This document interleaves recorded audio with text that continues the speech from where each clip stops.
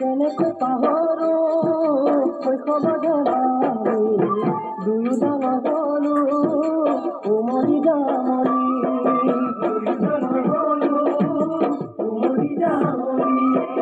কলিজা মৰমবোৰ দিছিলো গোপালে তুমি নজনাকৈ মনৰ জানিতে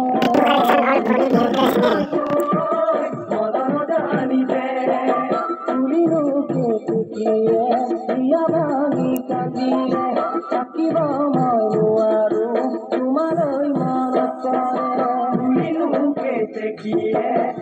ভাঙি কান্দিলে